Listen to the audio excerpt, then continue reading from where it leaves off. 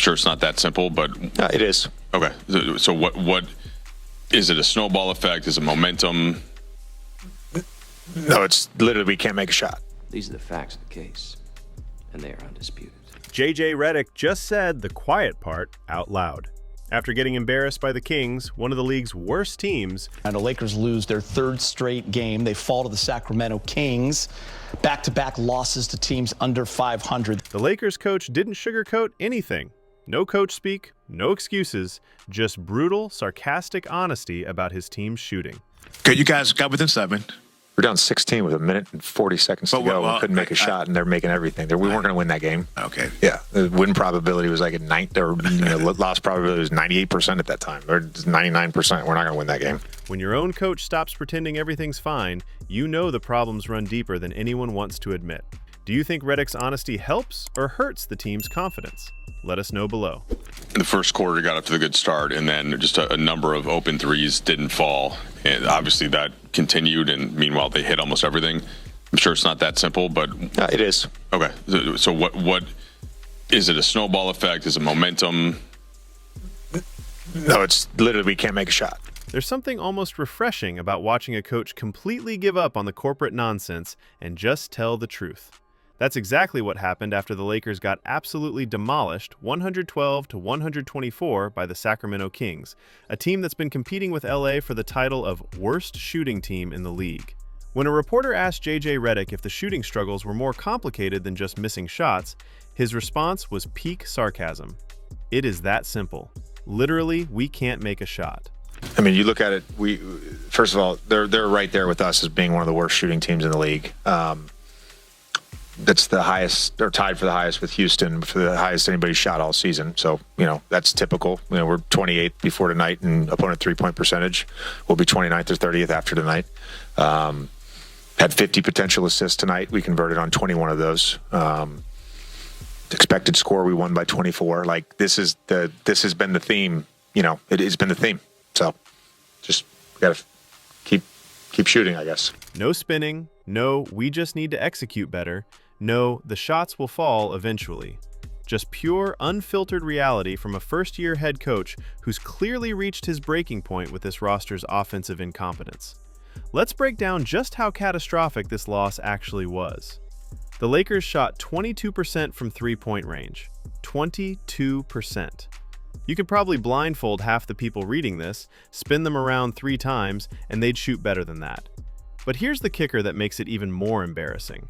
The Kings, who entered the game as one of the worst shooting teams in the entire league, connected on 65% of their three-point attempts. 65%. That's tied with Houston for the highest three-point percentage any team has shot all season. So naturally, the Lakers were the team that had to face it, because of course they were. The looks themselves, I assume you're happy with. They just didn't knock them down. I mean, if you're to have a wide open shot, you have to take a wide open shot. Yep. Redick didn't hold back on this point either. I mean, you look at it, first of all, they're right there with us being one of the worst shooting teams in the league. It's tied with Houston for the highest anyone has shot all season, so that's typical. That word typical is doing some heavy lifting there. What Redick's really saying is, of course the worst shooting team in basketball turns into the 2017 Warriors against us, because that's just our luck this season. So, that's typical. We're 28th before tonight in opponent three-point percentage. We'll be 29th or 30th after tonight. The defensive numbers are somehow even more depressing. Before the game, the Lakers were 28th in the league in opponent three-point percentage. After allowing Sacramento to go nuclear, they dropped to either 29th or 30th, out of 30 teams. That means only one team in the entire NBA is worse at defending the three-point line than the Lakers. Let that sink in for a moment. But wait, it gets worse. The Lakers generated 50 potential assists during the game. That's actually pretty good. That means they were making the right passes, finding the open man, and creating quality looks. The problem? They only converted on 21 of those 50 potential assists. That's a conversion rate of 42%. For context, good offensive teams typically convert around 55 to 60% of their potential assists. What this means is the Lakers' offense is creating opportunities. The players are just bricking wide-open shots at a historically bad rate. Redick acknowledged this too. Expected score, we won by 24. Like, this has been the theme. It's been the theme. We just got to keep shooting, I guess. This has been the theme. You know, it has been the theme. So just got to keep shooting, I guess. Again with the sarcasm. We just got to keep shooting, I guess, is not the response of a confident coach who believes his team will turn things around. That's the response of someone who's realized his players are who they are, and no amount of coaching or scheme adjustments can fix fundamental shooting incompetence. When a reporter asked if Redick was happy with the looks his team was getting, he confirmed what everyone already knew. I mean, if you have a wide-open shot, you have to take a wide-open shot. Translation? These aren't contested threes or bad shots. These are quality looks that NBA players should make. His players just can't make them. Just to look at the perimeter defense side of it, what needs to happen for you guys to be more effective? That you mentioned it was one of the worst defensive performers this season. No, I mean, like the 3-point percentage. That's typical. You know, we've been. I don't know if this is the last. I think it's the last 7 going into tonight. We've been in one of the top defenses in the league. So we're doing some good things. We faced a hot shooting team tonight. The defensive side was equally frustrating. Another reporter asked what needs to happen for the Lakers to be more effective on the perimeter. Redick's response was fascinating. Look, we've been one of the top defenses in the league going into tonight, so we're doing some good things. We faced a hot shooting team tonight. Here's the problem with that answer.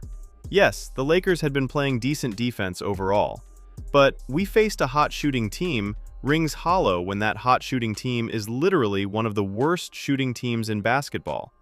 The Kings didn't get hot by accident. They got hot because the Lakers' perimeter defense is Swiss cheese. Let's talk a little Lakers, guys. Obviously, you had the night from Luka with 42 points, 16 of 25. He was 2 of 9 from 3.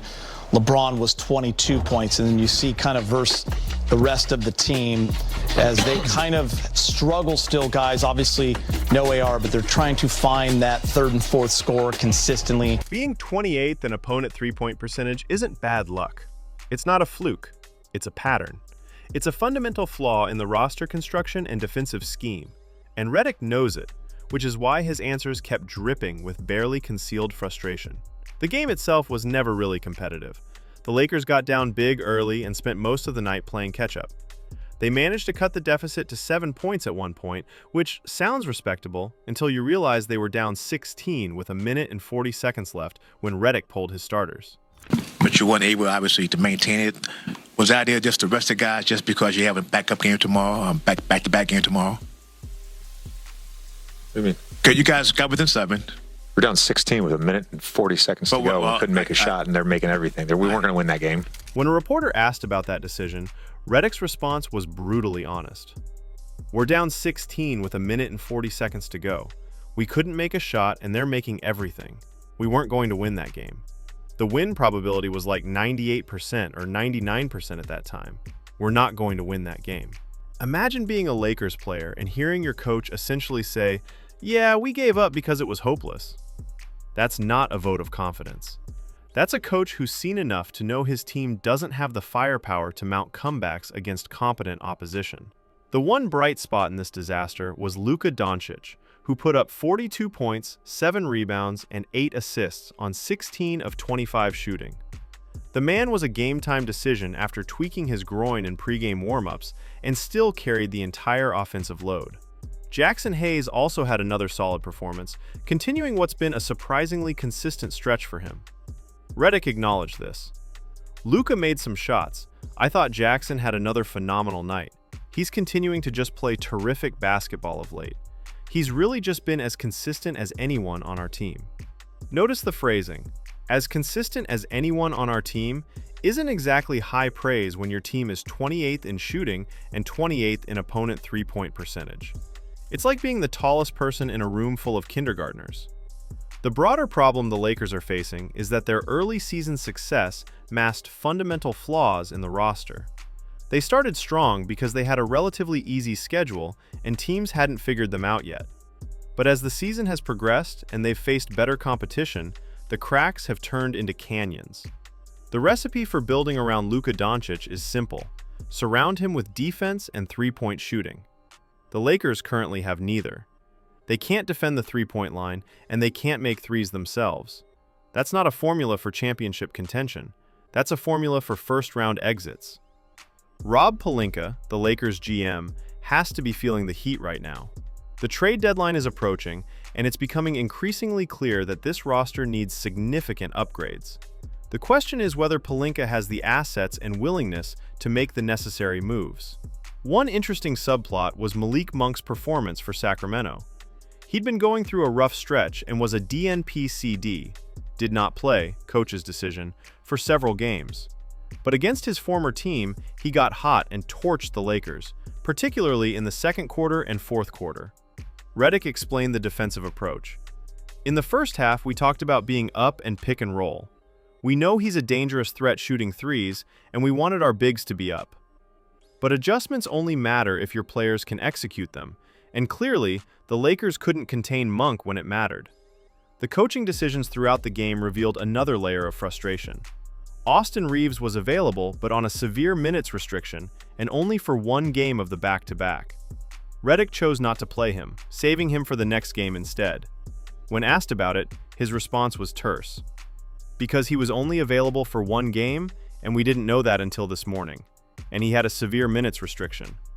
So it made sense to play him tomorrow. That's roster management, but it also highlights how thin the Lakers are. When you can't afford to play one of your best players because you need to save him for tomorrow's game, you don't have a deep roster.